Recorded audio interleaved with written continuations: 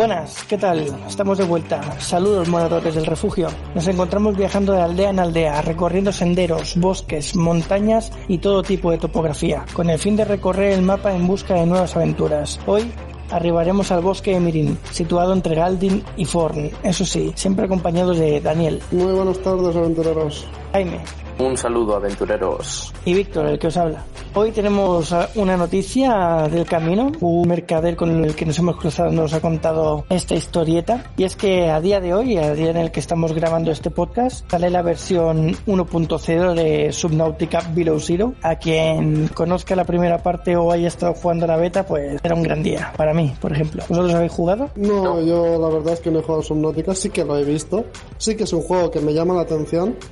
Pero consideraría que ese juego, si fuese por lo menos cooperativo, entretendría más, me gustaría más, porque solo al final es mucho farmeo y estando solo se me hace muy pesado. Yo estoy como Dani, pero en un nivel más bajo, porque ni siquiera me suena, así que estoy más perdido que cualquier otra cosa. Esto es un Survivor bajo el agua. Básicamente tienes todo un mundo subacuático lleno de peces, de cosas, de objetos que tienes que ir encontrando para ir construyéndote una base y ir progresando hasta desentramar toda la historia que hay detrás del juego. Y bien, pues tras saludar como es debido y presentarnos ante la fogata del campamento bajo la cascada, nos dirigimos dirección al cocinero, junto a quien, como es habitual, nos sentaremos y hablaremos mientras llenamos nuestros estómagos. En el episodio de hoy hablaremos de videojuegos que nos han gustado de pequeño.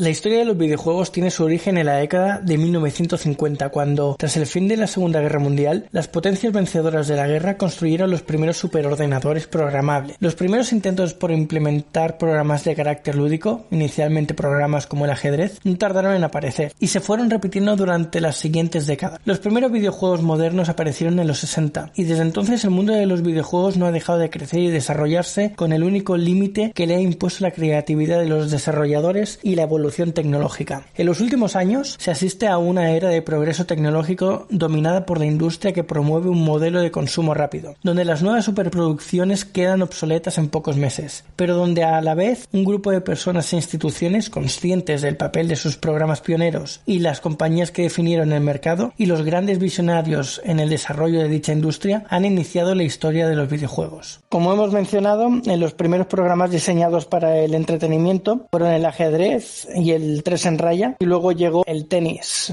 Lo que pasa es que no es el tenis que conocemos, ese que es la pantalla negra con una raya en medio y hay dos líneas que se van moviendo verticalmente a cada lado, sino que es un tenis que se generó en un osciloscopio. Es el aparato ese que tiene la pantalla redonda como un ojo de buey que sirve para ver ondas de medición electrónica. Sí, con ese aparato trabajo yo. Lo que no sabía es que ahí se generó el primer tenis. Pues sí, ahí es donde los que lo inventaron, pues utilizando este aparato, lo hicieron que fuese visible en este tipo de pantalla, en la pantalla del osciloscopio. Y más adelante, pues se creó ya la primera recreativa con el juego Galaxy Game. La industria fue evolucionando y dio a conocer el Pong, que este sí que es el que conocemos todos, de la pantalla negra y las rayas que se mueven verticalmente, y así pues tanto la industria como la tecnología fueron avanzando de la mano para empezar a llevar a las casas los ordenadores personales y las consolas. En los 80, edad de oro de los videojuegos, se sucedieron los avances tanto en ordenadores como en videoconsolas. La era de los 8 bits, por ejemplo, en los ordenadores personales estaba el Spectrum, que yo recuerde llegué a tener uno de estos, el Amstrad, el MSX, que también tuve un MSX, que era el MSX HB75P, y el Commodore,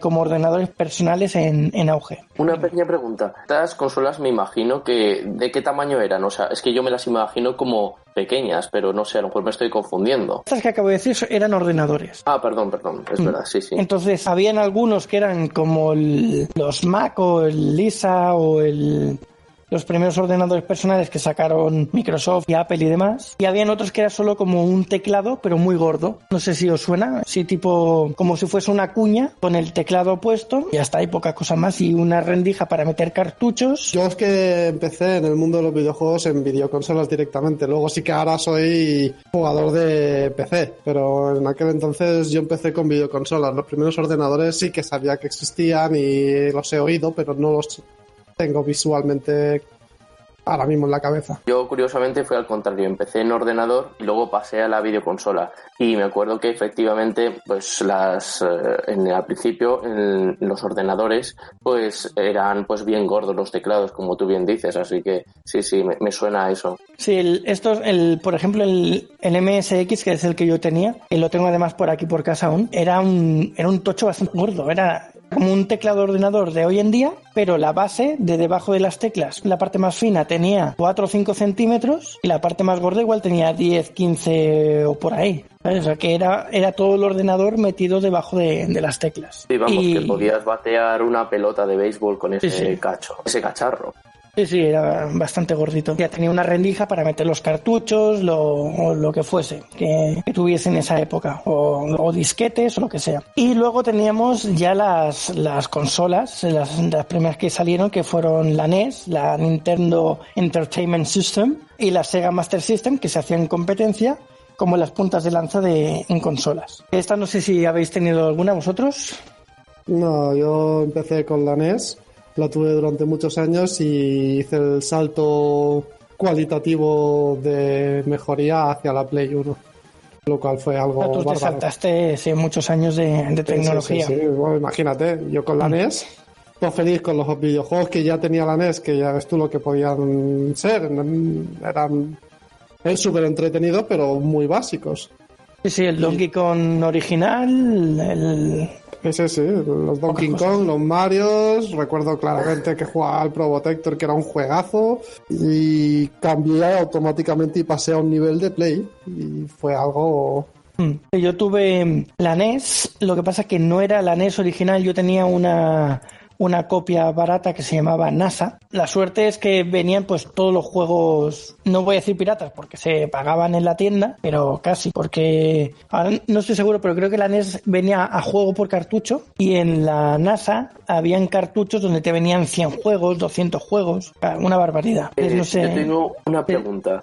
Víctor, ¿es que la NES es la Nintendo Game Boy o...? No, es la anterior, chiquitina, ¿no? Que era cuadrada, Uh-huh. la Nintendo pequeña cuadrada, que era vieja, que tenía la rendija frontal para meter los cartuchos. Sí, pues entonces puede ser que la haya tenido. O sea, yo no tenía la Nintendo como tal, tenía la Game Boy, pero no sé si es la misma. Que hay color gris, también como la Game Boy. Pues entonces a lo mejor puede que no la tenga. O sea, es que me acuerdo que tenía la Game Boy como tal, me acuerdo que he tenido como 2 o 3, pero la Nintendo esta que metías y los mandos eran extraños, pero es que la Nintendo como tal yo no la tuve, pero tuve varias, 2 o 3 Game Boys, como ya he dicho. Era la que venía con los mandos que eran rectangulares, que venían con los dos Justo botones eso. rojos y Exacto. la cruceta y el Start y el Select, y se acabó. Creo que era. Exacto, justo, pues la que tú dices, la de los mandos, esa no la tuve, pero vamos, que también he jugado a ella porque tenía unos amigos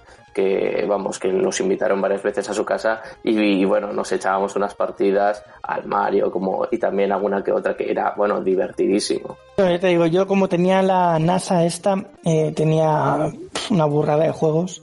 Y los que más recuerdo así ahora son tanto el Mario Bros como el Arkanoid, el propio Pong del tenis. El Arkanoid era ese de la plataforma que había abajo del todo, iba rebotando la pelota, iba rompiendo bloques según donde rebotara. Después creo recordar que el Contra también era de esta consola. Y bueno, el típico Pac-Man, el Bomberman. Es que ahora me vienen un montón de juegos a la mente, pero no recuerdo los nombres. Ya en los años 90 evolucionaron las consolas, quiero decir, y llegó pues la Super Nintendo, y así la Sega Mega Drive, y así como la portátil Game Boy que tú comentabas ahora, Jaime. Yo de estas he jugado a las 3, la Super Nintendo yo no la tenía, las tenía mis primos, la Mega Drive sí que ya la tenía yo, y Game Boy no estoy seguro si llegué a tener o la tenían amigos del cole y jugaba con la suya, no estoy seguro. Pues yo no tuve ninguna de esas 3. La verdad es que ni la Mega Drive, ni la Super Nintendo, ni la Game Boy. Pero a la Super Nintendo sí que la tenían unos amigos y jugábamos bastante. Y a la Game Boy no la llegué a tener, pero sí que la tenía alguien y la llegué a jugar algo, pero eso ya es más puntual porque es individual, no puedes hacer mucho con uno solo.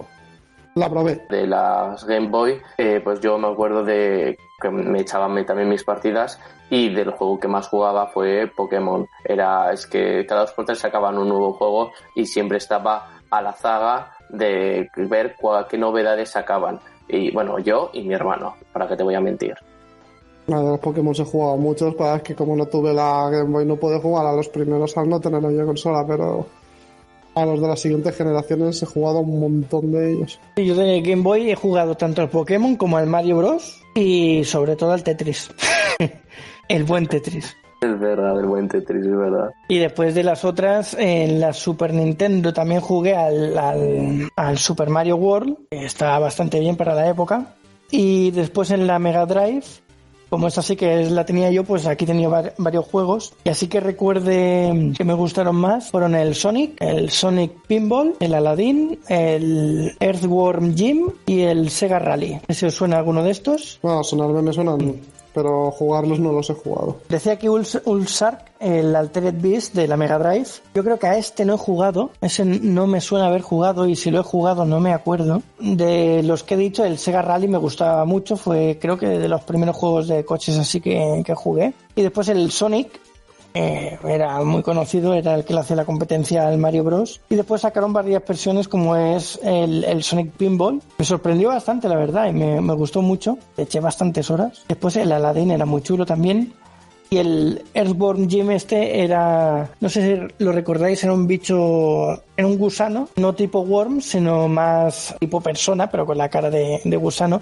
Y eran plataformas también tipo Sonic. Pues no, ese último que has dicho debo decir que no me suena. Sí, luego... ¿Y qué más juegos? Vamos a seguir. Bueno, y la que hasta ahora está en el mercado dominando, que es la PlayStation, que salió en el 94, dejando atrás a la propia Sega Saturn, que salió como siguiente de la Mega Drive y la dejó bastante por los suelos cuando salió la Play. Nada, de la Play pues sí que tenemos un montón de cositas. La Play sí que... La Play sí que tengo juegos yo para decir, porque esa de ahí muchísima caña a la 1 y a la 2 les di muchísima caña a las dos. Sobre todo la que más destaca es el Final Fantasy VII, que fue el primer Final Fantasy de la saga que cayó para PlayStation. El mejor juego de la historia. Como siempre hemos dicho. Sí, y además lo hemos dicho varias veces durante varios podcasts. Fan del Final Fantasy. También os digo que en la Play, antes que al Final que saliese, que ese es el juego de mi infancia sin duda, yo recuerdo jugar a lo que sería pues el Sonic, el Mario de la Nintendo, de la Sega, el Crash Bandicoot era el de la Play. Y buenos vicios me pegaba yo también al Crash Bandicoot, la verdad. Es que Crash Bandicoot fue espectacular también. Porque era otro plataformas, pero ya traía el mundo en 3D. Ya no era solo de izquierda a derecha, ya se movía en todas direcciones. Efectivamente, el Crash Bandicoot, bueno, yo ese lo conocí ya para PlayStation 2, pero porque en la PlayStation 1 yo, o sea, es cierto que todavía el Crash Bash, o bueno, no sé si es lo mismo, Crash Bash o Crash Bandicoot, no sé si es lo mismo. Hay gente que dice que sí y otros dicen que no. A lo mejor vosotros lo sabéis. No tengo ni idea de qué es el Crash Bash. No sé cuál es. No, el Crash Bash, es como este zorro también rojo, idéntico al Crash Bandicoot, pero en vez de luchar contra Cortex, es luchar contra, aparte de que Cortex hay varios enemigos, y luchas contra los planes maliciosos del Uka Uka, creo que es el malo, ¿no?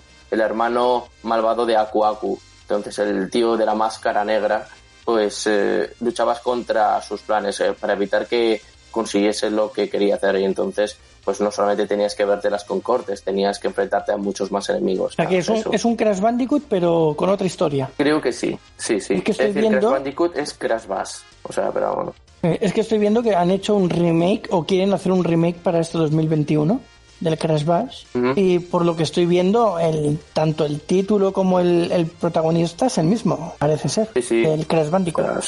Pues este no lo conocía. Pues nada, era simplemente una pequeña pregunta, porque es que yo siempre me he liado y además la gente dice que no, es idéntico, que va, no tiene nada que ver, entonces simplemente para alumbrar, o sea, para aportar un poco de luz aquí a este tema. Sí, mira, aquí Ulsar nos dice que lo malo de la Saturn es que salió tarde y la Play le hizo sombra enseguida. Y es que, a ver, que salió la Saturn fuerte, pero es que enseguida que salió la Play rompió con todo. Vamos, yo recuerdo ir a comprar con mis padres al supermercado y mientras ellos compraban yo muchas veces me escapaba, me iba a la zona de los juegos, de las consolas y todo eso. Y yo recuerdo solo ver PlayStation por todos lados, no veía ninguna otra consola. O iba yo cegado o es que había un marketing que flipas, ¿eh? Bueno, yo creo que en aquella época fue una videoconsola que no tenía rival ninguno. Y sacaron muy buenos juegos para la Play. Los primeros Tomb Raiders que salieron para la Play, yo los disfruté como un enano. El Final Fantasy VII, luego disfruté el 8 también y los siguientes, ¿no? Pero el 7 salió y ya marcó un boom muy fuerte. Salieron los Resident Evil, el Resident Evil 1. Lo ves ahora y te da la risa. Pero yo en su momento me cagaba. Yo recuerdo la escena en la que todavía es al principio del juego. La primera en la que sale el zombie girándose que se está comiendo el primer cadáver. Sí. Yo es cagado. Y ahora lo ves y dices, ostras, Pedrín. Pero juegos muy buenos y sagas muy buenas empezó a tener la Play. Sí. Y, o sea, el pequeño apunte, como tú bien dices, o sea, unos gráficos que en aquel entonces te parecían espectaculares. Y luego lo segundo que quería decir, que era quizás un posible efecto negativo, era que a veces algunos juegos eran imposibles de pasarse. Por ejemplo, a mí me pasó el Atlantis y el de El Planeta del Tesoro. Esos dos videojuegos de la PlayStation 1, yo esos nunca me los logré pasar. Me parecían totalmente enrevesados e imposibles. Yo a esos no los llegué a jugar, la verdad. Nah, pero tampoco te has perdido gran cosa, ¿eh? O sea, como ya te he dicho, eran imposibles, te desesperabas. Yo me acuerdo que uno, no sé si lo rompimos a base de frustración, cogimos el disquete, lo tiramos contra el suelo de la rabia que nos daba y nada, después de eso nunca volvió a funcionar. ¿Por qué sería? Puede pasarse. A ver, los juegos antiguos, cuanto más antiguos, más difíciles son. No, o sea, quiero decir, los juegos que son así de historia, de puzzles, que son enrevesados, que demás, esos eran muy complicados. Eran juegos de rompecabezas directamente. Ahora ya no, los que son de ese estilo ya no lo son tanto, porque prima más que el que juega se lo pase bien y no tanto que se entretenga en una pantalla 2 horas a ver qué tiene que hacer.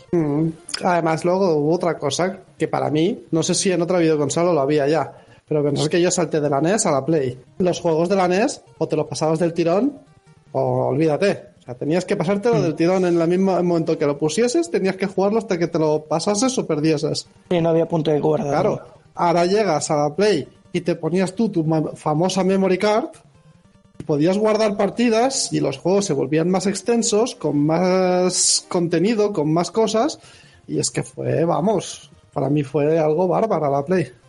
Hombre, es que un Final Fantasy VII sin memory card o te lo pasabas del tirón y te tirabas 3 días sin dormir o la primera vez que lo jugaras te podías estar tranquilamente un mes sin apagar la consola sin memory card. Es imposible, o sea, literalmente sería imposible.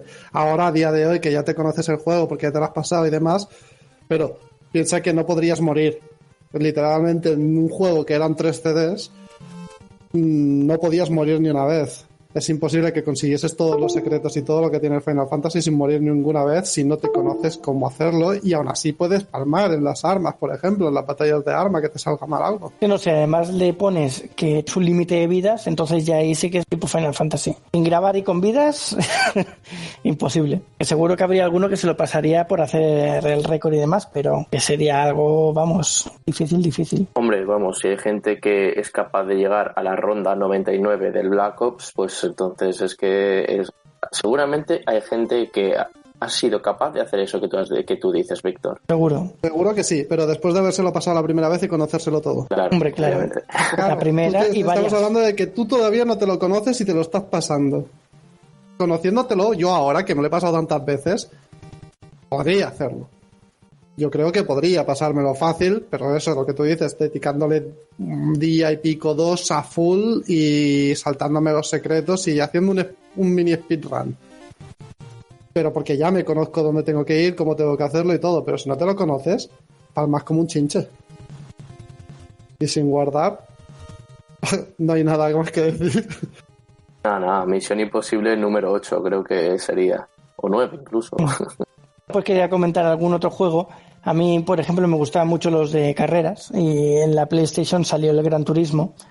Fue para mí un juegazo, uno de los mejores juegos de coches que ha habido. Y desde que salió el Gran Turismo, después salió el Gran Turismo 2 y para la Play 1 creo que fue también, o para la Play 2, ya no lo recuerdo. Y ya después de eso, los juegos de coches de consolas creo que se complicaron tanto, se volvieron simuladores y ya era bastante más complicado jugarlos. Pero yo creo que el Gran Turismo, así como juego, no como simulador, yo creo que estuvo bastante bien. Yo al Gran Turismo no lo llegué a jugar. Yo de carreras, que no soy muy fan de los juegos de carreras, jugué al Wipeout.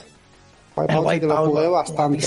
Lo tuve y a ese sí que le di bastante caña y me lo pasaba bastante bien, la verdad, las cosas como son.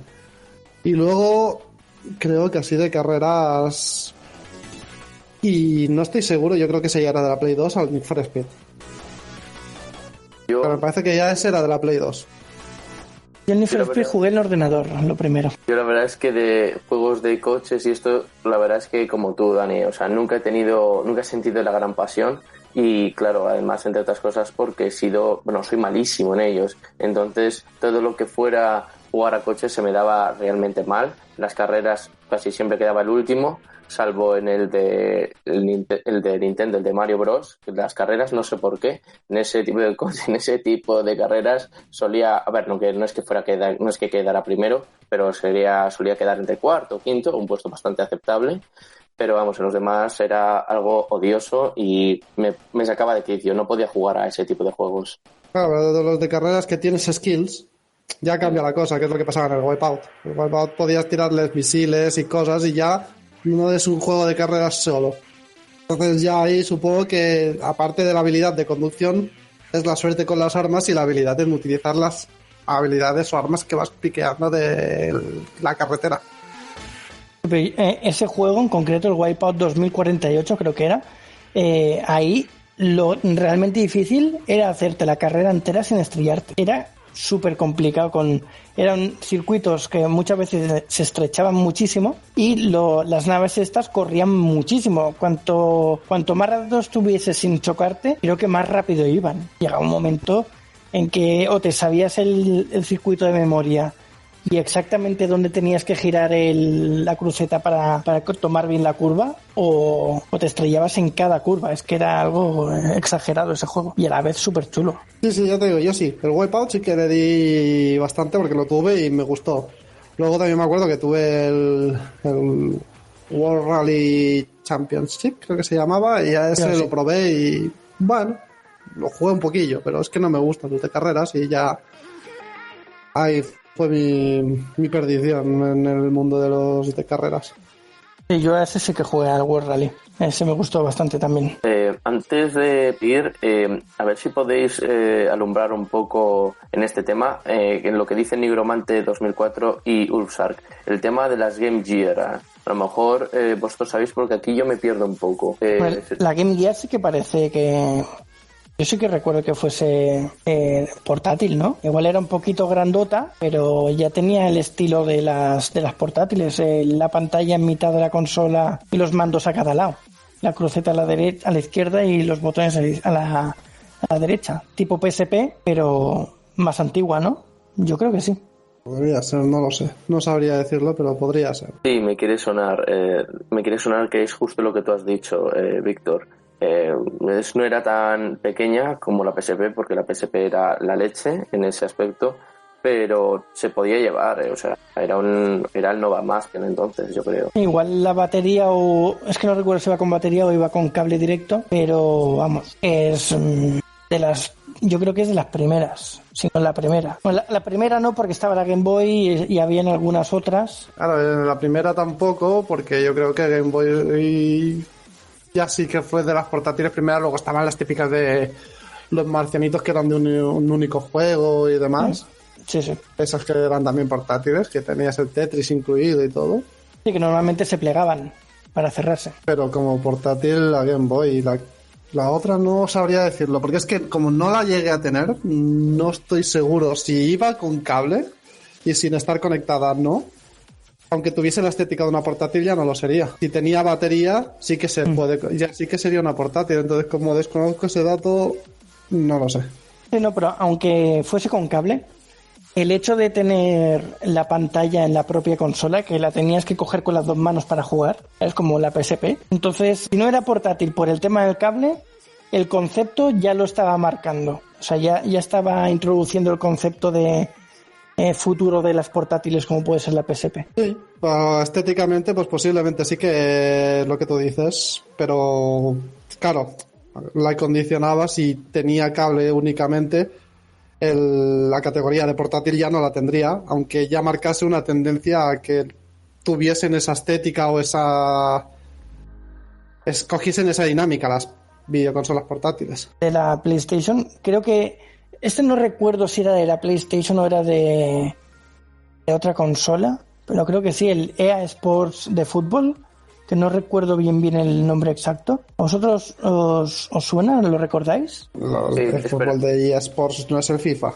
Sí, justo, es lo que Pero iba a se decir llamaba yo. FIFA ya al principio cuando salió por primera vez. Seguramente. Yo no los tuve, pero tenía amigos que tenían los FIFAs y jugábamos al FIFA, lo que no te sabría decir si era de la 1, de la 2, y van por años, como van ahora, vamos, el FIFA 21, FIFA 20 y tal. Sí, es que lo estaba buscando antes y sí que he encontrado un FIFA, pero no estaba seguro de si era ese o era uno anterior al FIFA, no estoy seguro, pero puede ser que fuese el A FIFA. FIFAs sí que he jugado, porque los tenía un amigo que le encantaban y jugábamos un montón a los FIFAs con él. Sí, los FIFAs antiguos tenían la ventaja, bueno, no sabría, creo que es ventaja, porque era que los jugadores no se cansaban enseguida, o sea, le dabas al, no sé si era el cuadrado, o al triángulo para sprintar. Al sprint, sí. Sí, y veías, y eras capaz de cruzarte todo el maldito campo sin cansarte, era el no va más, era la leche. Ahora eso en los juegos de hoy en día son mucho más reales y ponen mucho detalle en ponerle la resistencia, la velocidad, y eso ya no se puede hacer. Yo ya de los FIFA más modernos dejé de seguirlos. Los jugaba en aquel entonces por el hecho de que los tenía el colega este que mencionaba antes y tal. Y me lo pasaba muy bien, pero ya no he vuelto a jugar más a ninguno, la verdad. Jugué a ese y poco más. Bueno, luego tenemos también de la Play los Metal Gear Solid. Recuerdo también con mucho cariño el primero. Juegazo. También lo jugué, sí. Yo creo que jugué al Metal Gear Solid, creo que fue 2, aunque no estoy muy seguro. Es en el que sale el vampiro este raro, el Vamp. Es que ahora no estoy seguro si fue el 2 o el 3 que sale el Vamp, un tío vampiro. Bueno, y el caso es que es este tío rubio que tienes que ir a estas instalaciones.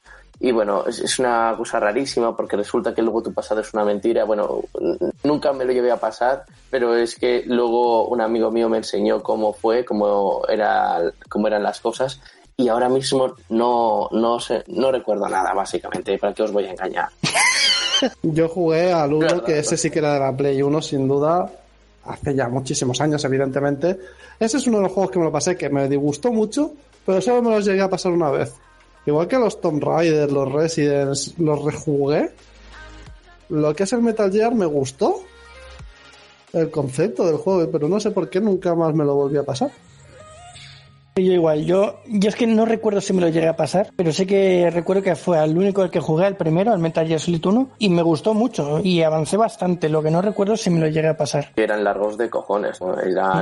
Te podías estar jugando y siempre cuando creías que estabas más o menos a punto de terminar, te aparecía otra nueva misión y decías, me cachis, no puede ser. Pero en duración tan largos eran, la verdad es que tenías que ir tanto con el sigilo y esconderte en cajas y demás, todo el concepto de ir con sigilo, que a lo mejor te pillaban y se te hacía largo porque tenías que irte, esconderte en otro lado, volver a hacer que la alarma bajase, pero como concepto de juego de larga historia y tal, no creo que fuesen más largos que un Resident o un Tomb Raider. Yo creo que andarían por ahí. Sí, a mí me suena lo que estáis diciendo vosotros. Después tenemos también los Silent Hill, que también ha sido una saga que que ha estado bastante bien. Pero yo, como todos, he jugado solo el primero. Y a este sí que estoy seguro de que no me lo he pasado porque jugué las primeras horas y después tenía demasiado reciente la partida que hice con el Resident Evil, el 3 en este caso creo que fue, y no me acabó de gustar del todo el Silent Hill. Entonces lo dejé. Pero pintaba un juego bastante chulo también. Silent Hill era muy buen juego además. En cuestión de terror, era mejor que los Resident Evil. El Resident Evil, pues tú que pones el ejemplo del 3, el 3 era de sustos. Nemesis te aparecía y tenías microinfartos constantes. Pero fuera de ahí no había tanta tensión. En cambio, en el Silent Hill era todo el rato la tensión porque era algo que no tenías casi armamento, ni munición, ni nada. Ibas con la radio todo el rato puesta y en función de si había distorsión o no en la radio, sabías que había algún bicho cerca o alguna criatura o algo. El mapeado estaba todo lleno de niebla y se te iba tachando las zonas de las carreteras que podías entrar y que no, que estaban rotas por el suelo, que... Estaba muy currado. A mí me gustó mucho el Silent Hill 1 y jugué a los siguientes también. Es que se fueron perdiendo para mi gusto en lo que era el estilo de juego. Otros evolucionaban mucho más que esos, pero el primero recuerdo que me lo pasé muy bien con ese juego y pasé mucho miedo. Hablando de videojuegos de terror y demás cosas, ¿os suena el videojuego de Suffering? El sufrimiento. Me suena, pero también. No tengo ni idea de cuál es. Creo que no he jugado nunca. A mí ni me suena. Bueno, brevemente, es un tío que tiene la capacidad de convertirse en un monstruo y en uno de sus ataques de furia parece ser que mató a su esposa y a su hija y entonces le llevan a la cárcel, el tío se deja porque se siente súper culpable y cuando está en la cárcel de repente se desata una ola de monstruos y bueno, es bestial porque básicamente tienes que ir por la cárcel pues enfrentándote a todo tipo de bichos. No, ese tampoco lo he jugado. Nada, yo recuerdo haberlo jugado, pero solamente en casa de unos amigos. Ellos no sé si se lo llegaron a pasar, pero recuerdo que daba un cague. Yo recuerdo de no tener pesadillas, pero estar despierto durante bastante tiempo en la noche diciendo me cago en la leche, no puedo dormirme de la tensión que tengo. De ahí no puedo aportar mucho. ¿Y al Dino Crisis alguno jugó? El Dino Crisis también es un juego que empecé a jugar pero que luego no me acabó de enganchar y lo dejé a las pocas horas. No, es que el Dino Crisis fue un intento de... a ver cómo decirlo, de copia, que no era copia, al estilo de Resident Evil, pero metiendo el mundo de los dinosaurios, pero era del mismo estilo, el mismo tipo de cámara, el mismo tipo de manejo de personaje, era todo igual, pero con dinosaurios. Y la verdad es que estuvo curioso, el primero. Los otros no los llegué a jugar, o si los jugué no me convencieron. Pues yo debo decir que no, ni siquiera me suena. O sea, aquí yo no te puedo no puedo opinar, quiero decir. Después tenemos también otro que es muy mítico de la Play 1, que es el Oddworld Apes Odyssey. Han hecho ahora remakes recientemente y bueno, sacaron varios juegos después. Y es un juego de plataforma también tipo Mario, por decirlo de alguna manera, o el Sonic, pero con unas mecánicas bastante chulas. Y un mundo bastante logrado también. Y a este sí que le eché muchas horas. Está muy chulo, a mí me gustó mucho. Ya estos los jugué, solo el primero, pero... considero que es un juegazo, pero a mí no me acabó de atrapar del todo y ni me lo llegué a pasar. Y mira que no sé por qué me gustaba el estilo, pero creo que mientras lo jugaba me aburría. O sea, me gustaba el concepto, pero jugarlo me aburría. Yo hubiese sido uno de estos juegos que hubiese visto, si en aquel entonces hubiese habido Twitch, lo hubiese visto a alguien streameando, viéndolo para verlo entero. Yo creo que se podría hacer un libro entero con el título Juegos que nunca se llegaron a pasarse en mi infancia. Y entonces vas anotando, este es uno, este otro. O sea, vamos, no me cabe la menor duda. No hay tantos, yo no tengo tantos, De la infancia no, actuales a lo mejor sí, pero de la infancia yo creo que me los pasaba a todos. Ah, sí, pues joder, a mí yo he ido a la inversa. En la infancia yo recuerdo algunos juegos que decías, bueno, este es imposible, a otra cosa mariposa. Pero de los videojuegos últimos que me he comprado, pocos se me han resistido. O sea, algunos obviamente no voy a decir que todos me los haya logrado pasar, pero la mayoría de todos ellos, salvo 1 o 2, me los he conseguido pasar. O sea... Pero tú hablas de no quiero... conseguir pasártelos o de aburrirte y dejarlos. O por falta de tiempo. Yo ya te digo, yo en aquel entonces, cuando era más pequeño, tenía más tiempo. Además tampoco jugaba solo. Que en la videoconsola en casa siempre había alguien conmigo y tal, y nos pasábamos todos los juegos. Yo creo que Leif, es más, ni lo tuve. Ahora me acuerdo de que yo Leif lo tenía en una demo de estas de las revistas de las hobby consolas y demás que regalaban demos en aquel entonces, que yo no tuve ni el juego. Pues cuando me refiero de que no te logras pasárselo, me refiero ya sea por cualquier motivo, ya sea porque te aburres, ya sea porque no tienes tiempo o simplemente porque te has ¿cómo se dice? Te has atascado en una parte y no logras pasártelo. Por ejemplo, uno de los juegos que me he pasado cuando todavía jugaba a PlayStation 2, el Prince of Persia, el de las Arenas del Tiempo y el de El Alma del Guerrero, nunca me los logré pasar. Ahora, el tercero, Las Dos Coronas, ese ya sí, que ese fue el tercero. Pero es que las Arenas del Tiempo me parecieron un coñazo absoluto, y luego el del Alma del Guerrero es que me parecía imposible porque tenías que estar continuamente avanzando, retrocediendo, luego tenías que volver a avanzar en el tiempo y luego con el Dahaka persiguiéndote. Bueno, era algo que me parecía imposible, súper complicado. Yo soy de los que juega con muchas ganas, pero a la mínima que me empieza a aburrir o se me quitan las ganas, lo dejo a medias. Me pasa mucho, a mí me da mucha rabia hacerlo, pero me pasa mucho. Incluso hace unos meses volví a empezar el Final Fantasy VII con la idea y las ganas y la intención de pasármelo sí o sí. Pasé Cañón Cosmos... No, mentira, llegué a Gutai y hice lo del cohete y creo que me quedé ahí. No sé por qué perdí el interés justo en esa zona y lo volví a dejar a medias. A ver, eso te lo puedo hacer. Pasa mucho. O sea, yo lo puedo entender en juegos que ya te has pasado, que quieres revivirlos y tal, y te puedes desenganchar porque ya sabes lo que viene. Pero en juegos nuevos, o sea, tú empiezas un juego con historia y no te lo acabas. Sí, a mí me pasa. Pues yo no sé cómo, o sea, no te tiene que gustar el juego, a mí, perdón, no me tiene que gustar el juego para que me pase eso, es decir, qué coñazo de historia, que algunos así incluso me los he pasado, aunque me parezcan un coñazo, pero decir, hostia, es que no puedo ver la historia, es que es malo, ya está, hasta aquí.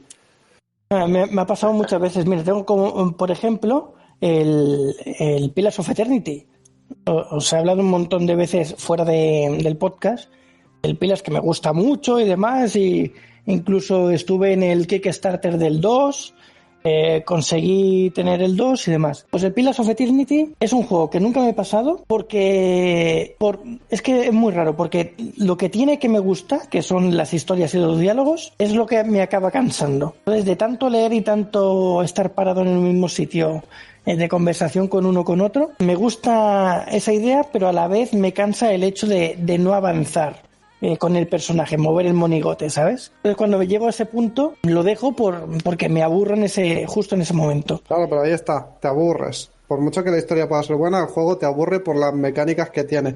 A mí me pasaba con el Ace Odyssey, me parece un juegazo, lo jugaba, pero la mecánica del juego me aburría. Yo al Pillars of Eternity no lo he jugado, porque es un estilo de juego que me gusta, pero es un estilo de juego que considero que debería de ser cooperativo mínimo, por ejemplo como el Divinity.